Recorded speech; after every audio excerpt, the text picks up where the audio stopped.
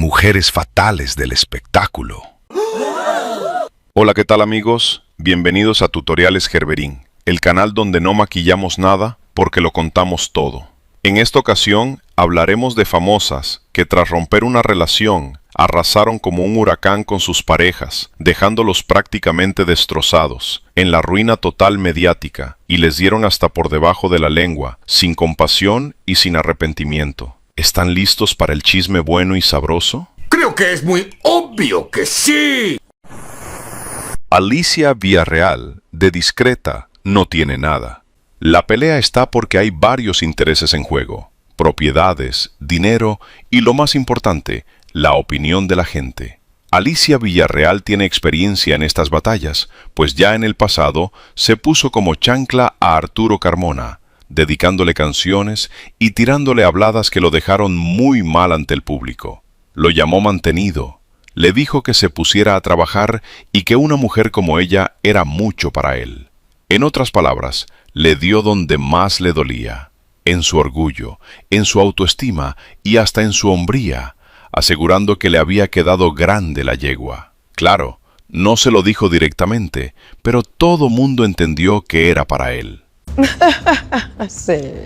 Arturo ha dicho que por años vivió humillado al ver cómo todo mundo se burlaba de él por esa canción, que por cierto es de las más famosas en el repertorio de Alicia Villarreal. Pero cuando parecía que Alicia había encontrado la paz en los brazos de un nuevo hombre, con Cruz Martínez, la bomba mediática explotó de nuevo. Nuevos protagonistas, nuevos amores, pero el mismo patrón.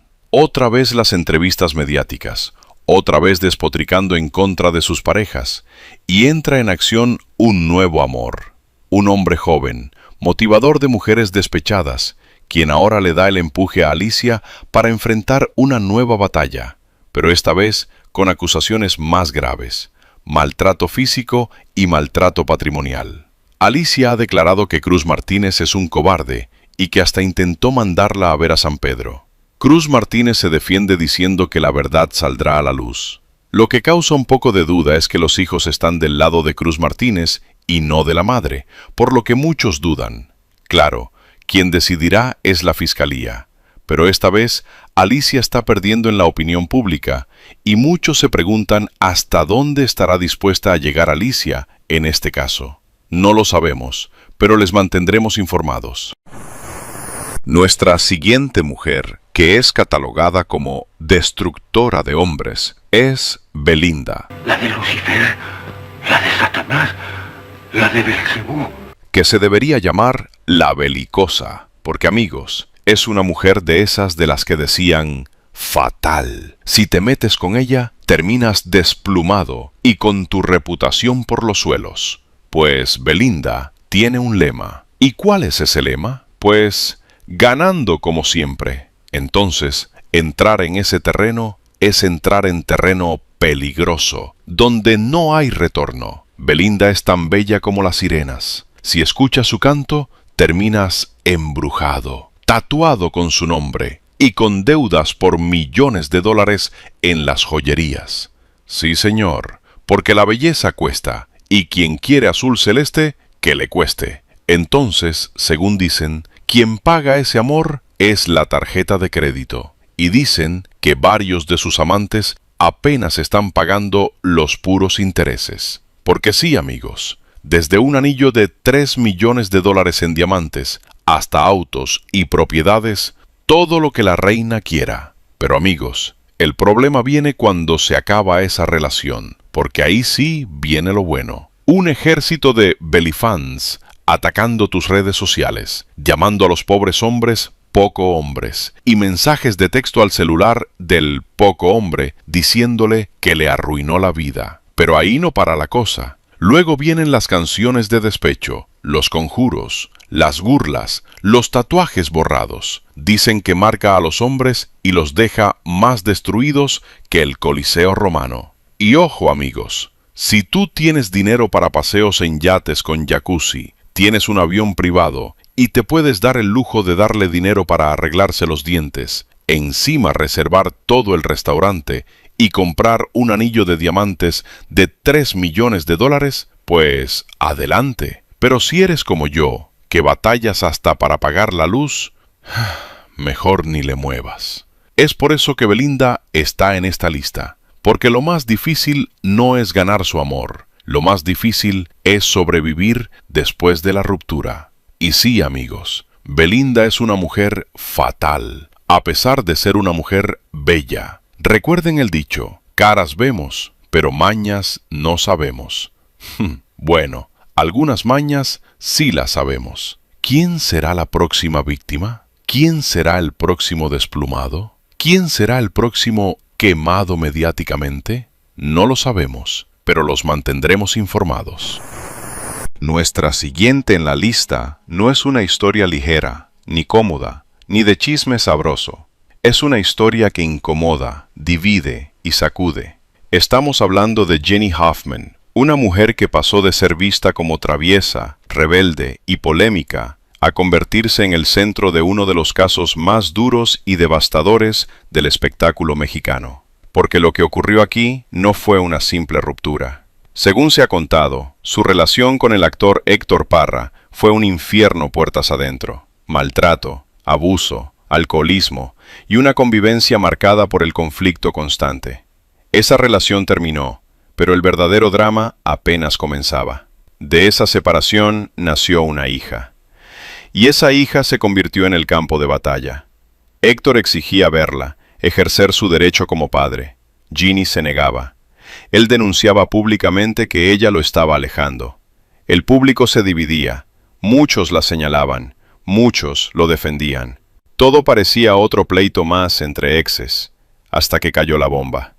Ginny aseguró que había una razón aterradora por la cual no permitía esas visitas. Y entonces lo dijo. Denunció que su hija, Alexa Hoffman, había sido víctima de abuso sexual por parte de su propio padre. Ahí el país entero se paralizó. No fue un escándalo cualquiera, fue un terremoto. Entrevistas, conferencias, comunicados, declaraciones cruzadas, redes sociales ardiendo. Héctor lo negó todo. Su defensa fue absoluta. Pero la guerra ya estaba declarada y no hubo marcha atrás. Vinieron los ataques, el desprestigio, los señalamientos constantes, las familias rotas, la opinión pública convertida en tribunal. Hoy, Héctor Parra está en prisión cumpliendo una condena de 13 años. Destruido, marcado. Para muchos, culpable. Para otros, inocente. Pero, nos guste o no, las autoridades ya dictaron sentencia, basadas en pruebas que fueron evaluadas en un proceso legal. Ginny tampoco salió ilesa. Ha sido cuestionada, señalada, atacada, llamada mentirosa, por una parte, del público. Ha cargado con la duda, con el odio y con la sospecha. Pero hay algo que nadie puede negar. Ella se atrevió a denunciar cuando muchas callan. Se expuso, se quemó mediáticamente, apostó todo. Aquí no hay aplausos fáciles, no hay finales bonitos, no hay ganadores. Este caso está en esta lista no porque sea cómodo, sino porque demuestra hasta dónde puede llegar una mujer cuando cree que su hija está en peligro. Nos guste o no su versión, nos incomode o no, ella decidió no callar. Y cuando alguien rompe ese silencio, ya no hay regreso. Amber Heard pasó de ser una actriz en ascenso a convertirse en una de las mujeres más polémicas del espectáculo mundial. Su relación con Johnny Depp no terminó en silencio. Terminó en una guerra global que destrozó carreras, reputaciones y vidas. Todo explotó cuando Amber acusó públicamente a Depp de violencia doméstica. Aunque en un inicio no lo nombró directamente, el mensaje fue claro. La industria reaccionó de inmediato. Johnny fue cancelado, perdió contratos millonarios, fue apartado de franquicias y señalado como un abusador antes de que hubiera un juicio formal. Amber quedó posicionada como víctima. Durante años, su versión fue la dominante. Johnny pasó de ícono a villano. Su imagen quedó hecha trizas, mientras ella era respaldada por medios, estudios y movimientos sociales. Pero el relato empezó a romperse. Cuando el caso llegó a los tribunales y se transmitió públicamente, salieron audios, mensajes, testimonios y contradicciones que cambiaron por completo la percepción del público. Se habló de manipulación, de violencia mutua y de un control psicológico profundo. Ahí vino el golpe definitivo. El jurado determinó que Amber difamó a Johnny Depp, y el fallo fue devastador para ella. No solo perdió el juicio, perdió credibilidad, apoyo y carrera. Hollywood le dio la espalda. El mundo que antes la defendía empezó a verla como alguien que había destruido a su pareja usando el discurso de víctima. Johnny Depp, aunque ganó el juicio, no salió ileso. Pasó años cancelado, humillado, aislado y emocionalmente destruido. Su reputación quedó marcada para siempre, aunque legalmente fuera reivindicado.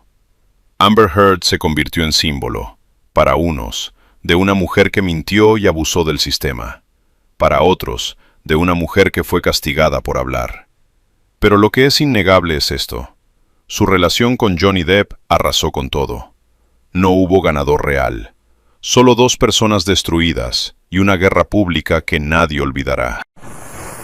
Laura Bozzo no sabe terminar relaciones en silencio. Cuando su matrimonio con Christian Suárez, un hombre mucho más joven que ella, se vino abajo, lo que siguió fue una demolición pública en cadena nacional. Laura acusó a Christian de haberla engañado como una maquillista, mientras ella estaba trabajando y grabando Laura en América. Según su versión, mientras ella estaba frente a cámaras, su esposo se iba a despachar con otra. El escándalo explotó y Laura no esperó ni un segundo para responder. Frente a cámaras, lanzó palabras de destrucción masiva. Lo llamó mantenido, poco hombre, interesado, y aseguró que él solo estuvo con ella para aprovecharse. Dijo que le vio la cara, que se burló de ella y que la traicionó de la peor manera. La imagen pública de Christian quedó completamente destrozada en cuestión de días. Pero Laura no salió limpia del todo. El escándalo también volteó el reflector hacia ella. Muchos comenzaron a señalarla por la dinámica de poder en la relación.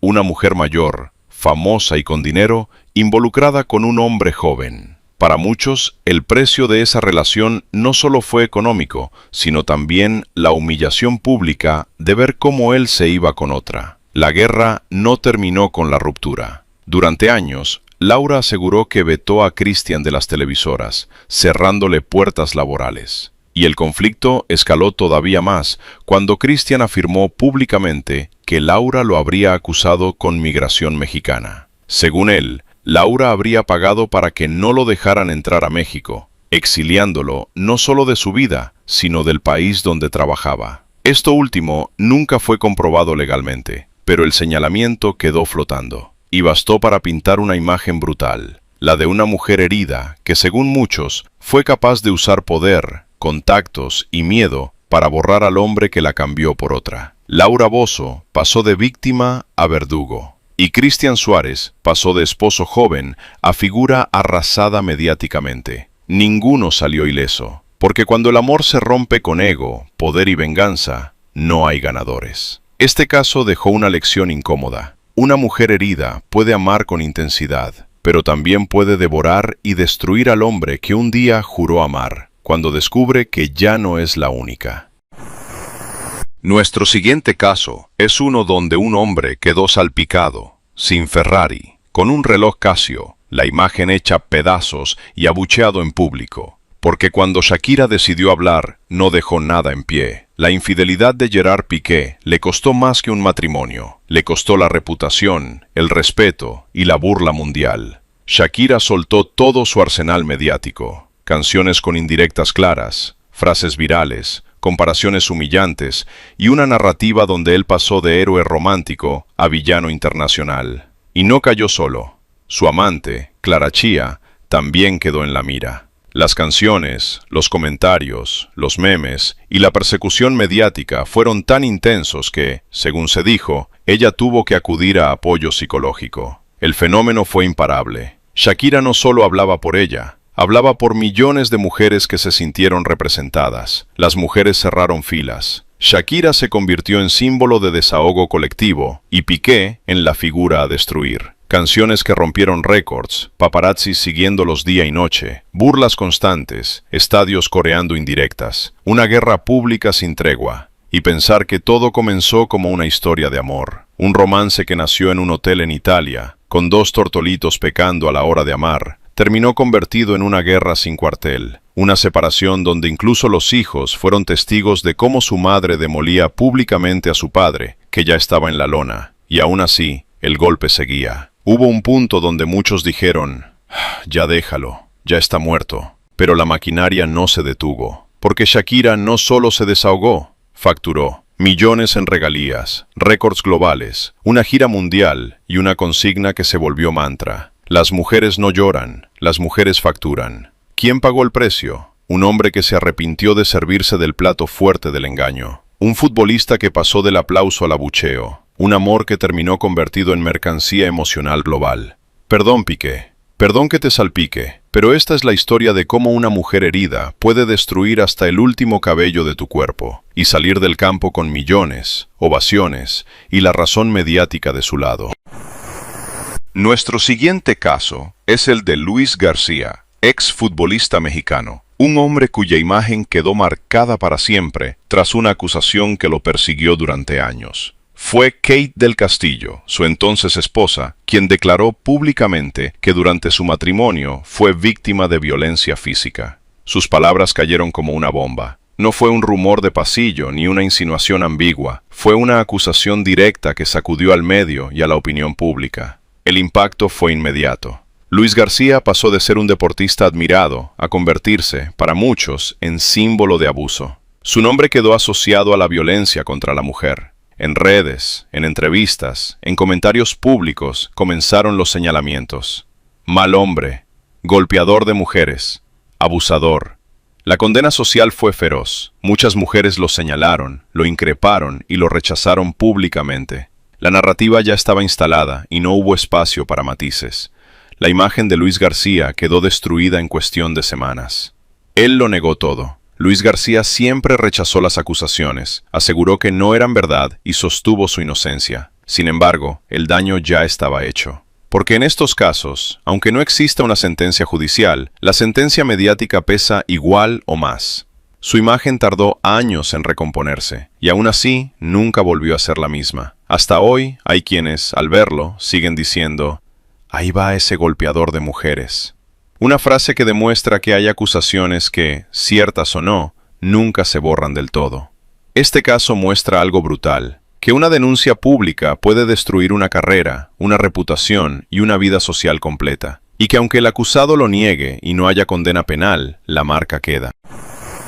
Nuestro siguiente caso es el de Cristian Nodal, un hombre que quedó abatido, malherido y en medio de una guerra mediática, donde las mujeres no solo cerraron filas, amenazaron con unir fuerzas. Todo explotó cuando Casu habló.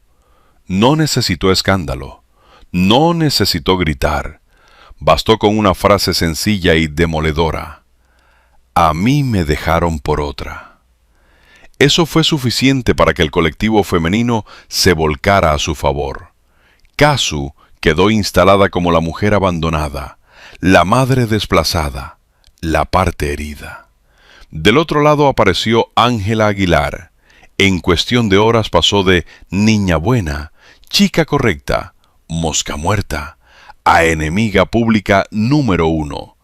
Para la opinión pública, ella era la mujer más joven que llegó después, la que rompió un hogar donde había una relación en unión libre y una hija recién nacida. Las redes estallaron. ¿Cómo pudiste dejar a una niña sin su padre? Ángela, eres de lo peor. Los ataques no paraban. Nodal intentó defenderla. Dijo que Ángela no tenía culpa, que no hubo terceros, que la relación ya estaba rota. Pero nadie le creyó. Las fechas no cuadraban, los tiempos se veían raros y la narrativa ya estaba sellada. Y entonces vino otro golpe. Casu dejó entrever que no recibe lo suficiente para su hija, y el linchamiento regresó con más fuerza.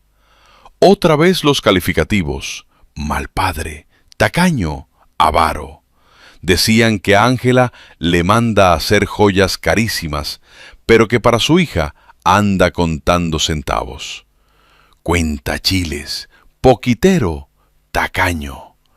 Pero el verdadero último clavo del ataúd fue el rumor que empezó a circular, que Casu y Belinda, las dos ex más mediáticas de Nodal, podrían unir fuerzas.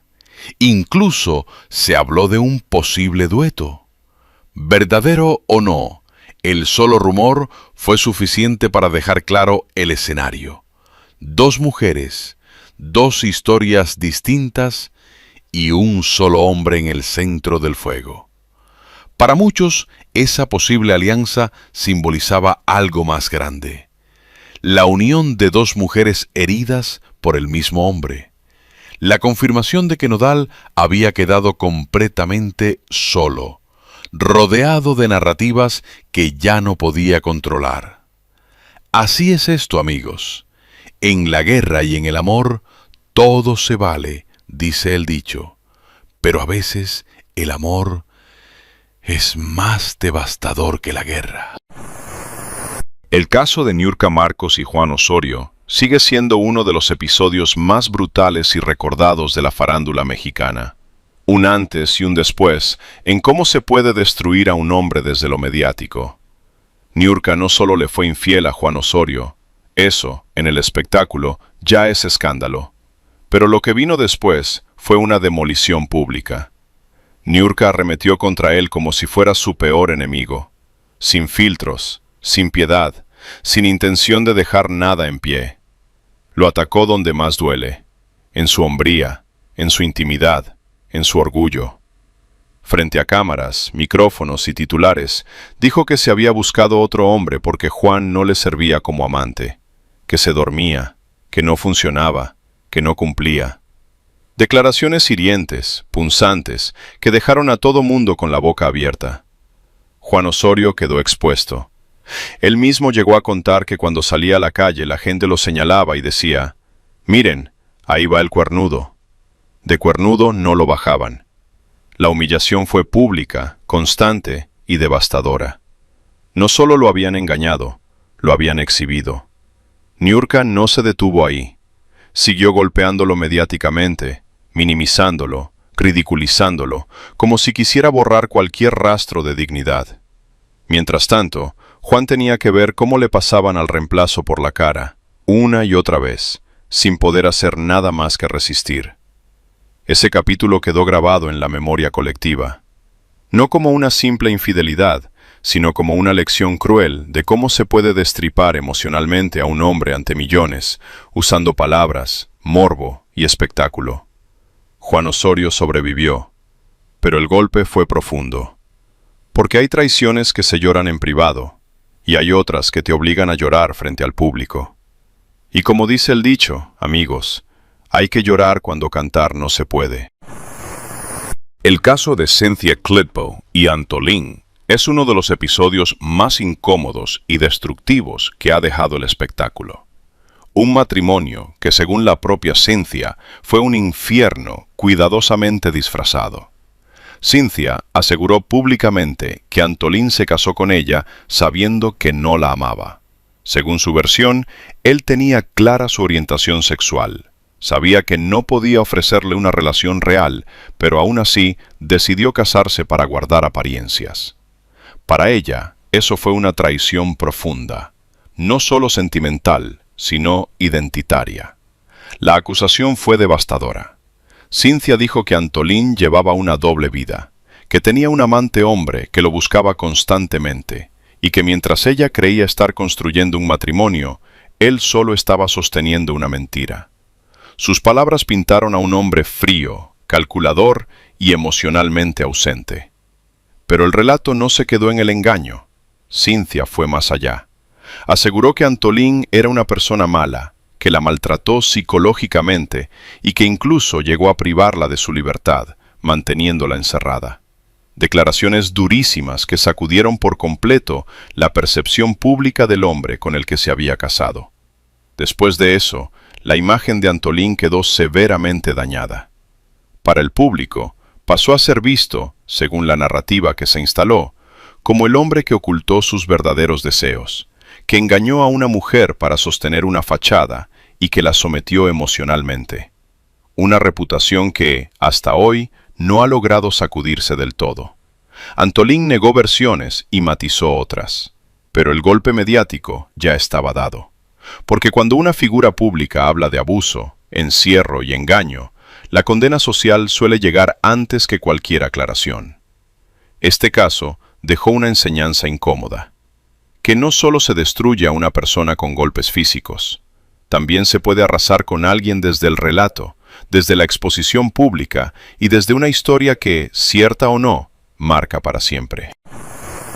El caso de Araceli Arámbula y el Sol de México fue una ejecución pública sin piedad, porque cuando Araceli decidió hablar, no dejó títere con cabeza. Según dijo Araceli, él solo calentaba allá en la playa, pero en su cama, nada. Así, directo, sin anestesia. No fue solo una queja de alcoba, fue un golpe al ego, a la imagen y al mito. Después vino lo demás, lo acusó de tacaño, de ser candil de la calle y oscuridad de su casa, porque mientras a los hijos de su nueva novia, Paloma Cuevas, los llevaba a la escuela como papá ejemplar, a los suyos, nada de nada. Ni una visita, ni una llamada, ni para un taco, para una quesadilla menos. Y ahí fue cuando el público empezó a fruncir el ceño. Pero como en toda tragedia mediática, apareció la defensora oficial, Mirka de Llanos, la eterna enamorada, saliendo a decir que todo eran mentiras, que Luis Miguel era un gran padre y que Araceli exageraba. Error, gravísimo error, porque Araceli explotó.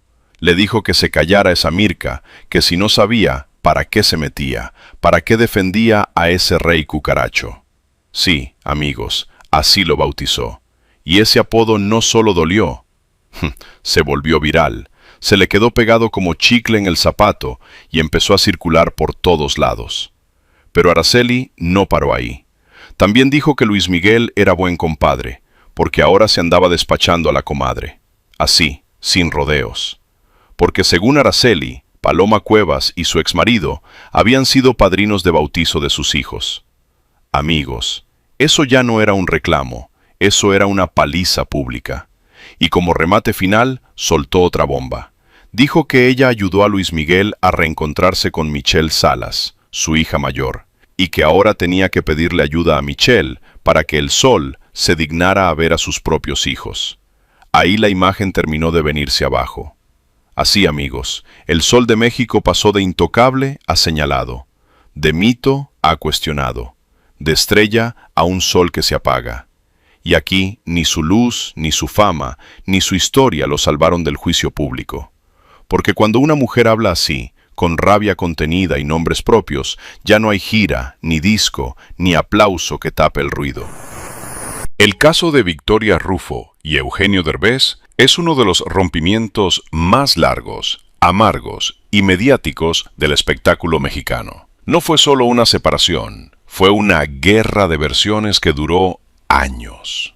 Tras el nacimiento de José Eduardo, la relación se rompió por completo. Victoria Rufo sostuvo públicamente que Eugenio no estuvo presente como padre durante gran parte de la infancia de su hijo. Lo acusó de desentenderse, de no convivir, de no hacerse cargo emocionalmente. Para ella, Eugenio eligió la carrera, el ego y el espectáculo por encima de su hijo. Eugenio, por su parte, contó otra historia. Aseguró que fue Victoria quien le cerró la puerta, que le impidió ver a su hijo y que lo mantuvo alejado. Dijo que no fue un padre ausente por decisión propia, sino por un conflicto legal y personal que se salió de control. Y no solo estuvo el problema del hijo, no, amigos, también estuvo el escándalo de la boda falsa. Victoria ha declarado públicamente que fue víctima de un poco hombre que la engañó, que le hizo creer que se casaban de verdad cuando no era así, que todo fue falso, el juez, la boda y hasta el amor. Dijo que se sintió burlada, sobajada y humillada. Para ella, no era que Eugenio fuera poco hombre de vez en cuando, sino siempre. Luego vino un episodio que avivó aún más la guerra. Eugenio Derbez sufrió un accidente en su casa en el que se fracturó un brazo, y la prensa le preguntó a Victoria Rufo qué pensaba al respecto. Ella respondió, pues ya está viejito. Ese comentario desató la furia de Eugenio, quien respondió que nada más le recordaba a Victoria que ella era mayor que él. Así, amigos, ustedes pueden ver que entre estos dos, la guerra no ha terminado. Hay batallas de un lado y del otro, pero el conflicto sigue vivo. Esto no se acaba hasta que se acaba. Eugenio Derbez dijo por su parte que Victoria Rufo era una buscona, que ella era la que andaba detrás de él, preguntando por él, y que él cayó en su trampa, en su juego seductor. Yo era un chavito, ella ya era Victoria Rufo, protagonista de telenovelas. Yo apenas trabajaba con Anabel, ella fue la buscona y ahora se quiere hacer la víctima, afirmó. Por su parte, Victoria Rufo sostiene que Eugenio siempre ha sido un payaso, mentiroso y tacaño. Asegura que ganaba mucho dinero con su programa, pero nunca para darle dinero a su hijo, que todo se lo gastaba en mujeres y en sus vicios, y que ahora no venga a dárselas de inocente, sentenció la actriz. Vaya, amigos, que en el amor y en la guerra todo se vale, pero aquí ya no hay amor, aquí solo hay guerra. El caso de Ninel Conde es uno de los más turbios y prolongados del espectáculo. No fue una sola relación. Fueron varias explosiones que terminaron dejando a hombres quemados mediáticamente. Con Giovanni Medina, padre de su hijo, la guerra fue frontal. Ninel lo acusó públicamente de violencia, de control y de ser una mala influencia. Dijo que no era apto para convivir con el niño y lo señaló una y otra vez en entrevistas. La narrativa se instaló rápido. Giovanni pasó a ser visto como un hombre peligroso, problemático y nocivo. Él lo negó. Respondió que Ninel mentía, que exageraba y que lo estaba usando como villano para quedarse con la custodia. El pleito escaló a tribunales, se volvió eterno y dejó a ambos desgastados. Pero la imagen de él quedó severamente dañada en la opinión pública. Pero ahí no terminó todo. Luego vino Larry Ramos, el empresario colombiano con el que Ninel se casó. Poco después estalló el escándalo. Larry fue acusado de fraude millonario, buscado por autoridades y finalmente prófugo. Ninel aseguró que ella no sabía nada, que fue engañada y que también fue víctima. El golpe fue devastador. Aunque no fue señalada penalmente, la imagen de Ninel quedó salpicada. Se empezó a decir que no veía, que no preguntaba, que se rodeaba de hombres problemáticos. Para muchos, ella había quedado como la mujer que no solo era víctima, sino también cómplice por omisión. La opinión pública se dividió. Unos la defendieron, mujer enamorada, engañada, traicionada. Otros fueron más duros. La acusaron de usar el discurso de víctima para destruir mediáticamente a sus ex cuando ya no le servían. El patrón quedó sobre la mesa. Relaciones intensas, rupturas explosivas, acusaciones públicas, pleitos legales, hombres señalados, y Ninel siempre en el centro del escándalo, sobreviviendo mediáticamente, aunque no sin costo. Ninel Conde no destruye con canciones, destruye con declaraciones, demandas y narrativa constante. Y aunque ella también ha pagado el precio en credibilidad y reputación, muchos de sus ex nunca lograron limpiar su imagen del todo. Yolanda Andrade versus Verónica Castro. El amor que se negó, la boda que se habló y el escándalo que lo incendió todo. Esta historia no se rompió por un chisme cualquiera. Se rompió porque alguien decidió hablar y la otra parte nunca quiso aclarar. Yolanda Andrade no solo dijo que hubo una relación, dijo algo mucho más fuerte, que fue un amor muy intenso, profundo, real, de esos que no se esconden porque sí, sino porque asustan. Según ella, no fue una etapa ligera ni una confusión, fue una relación seria, vivida puertas adentro, lejos de cámaras, pero con peso emocional. Y entonces soltó la frase que cambió todo. Yolanda afirmó que se casaron en Ámsterdam, Holanda, no como metáfora, no como broma, como un acto simbólico, íntimo, pero real para ambas. Una unión que, según su versión, existió y fue importante. Con eso, el relato dejó de ser rumor y pasó a territorio peligroso, porque ya no hablábamos de cercanía, sino de compromiso. Ahí la polémica se encendió de verdad, porque mientras Yolanda hablaba de amor, de convivencia, de haber vivido juntas y de un vínculo que la marcó, Verónica optó por el mismo camino de siempre: no confirmar, no negar, no explicar. Y ese silencio empezó a verse menos elegante y más conveniente. Pero la historia todavía tenía una capa más incómoda. Con el tiempo, el conflicto explotó aún más cuando se supo que Yolanda también tuvo una relación con Cristian Castro, el hijo de Verónica. Ese dato fue el que terminó de dinamitar cualquier posibilidad de que el tema se apagara solo. Para el público, eso ya no era solo un drama sentimental, era una historia cruzada, confusa, cargada de emociones mal resueltas y silencios peligrosos. La percepción cambió por completo. La pregunta dejó de ser ¿qué pasó entre ellas? Y pasó a ser ¿qué tan profundo fue todo para que terminara así? Y como si eso no fuera suficiente, Yolanda añadió el elemento más oscuro de todos. Dijo que Verónica le hizo brujería. No lo presentó como chiste ni como exageración. Lo dijo como algo que, según ella, tuvo consecuencias reales en su vida, en su salud y en su estabilidad emocional. Un quiebre, un antes y un después. Desde ese momento, la narrativa se inclinó sola, porque Yolanda hablaba desde la experiencia, con detalles concretos: convivencia, boda, amor intenso, ruptura y daño. Y Verónica eligió no desmentir con claridad nada de eso. En el mundo del espectáculo, cuando alguien acusa con hechos y el otro solo guarda silencio, la imagen se resiente. No por amar distinto, sino por negar lo vivido, por borrar al otro, por proteger una figura pública a costa de una historia compartida. Aquí no hubo gritos ni demandas. Hubo algo más devastador, una versión contada con nombres, lugares y consecuencias, y otra parte que prefirió no enfrentarla de frente. Y esa duda, una vez sembrada, ya no se arranca. Ahora la pregunta es para ustedes. ¿Qué caso les sorprendió más? ¿A quién agregarían a esta lista? Los leemos en los comentarios, porque aquí el chisme se comparte y se debate. No olviden suscribirse, dejar su like, activar la campanita y compartir este video para que esta familia siga creciendo y podamos traerles más historias polémicas, incómodas y sabrosas como esta. Hasta pronto. Esto fue Tutoriales Gerberín.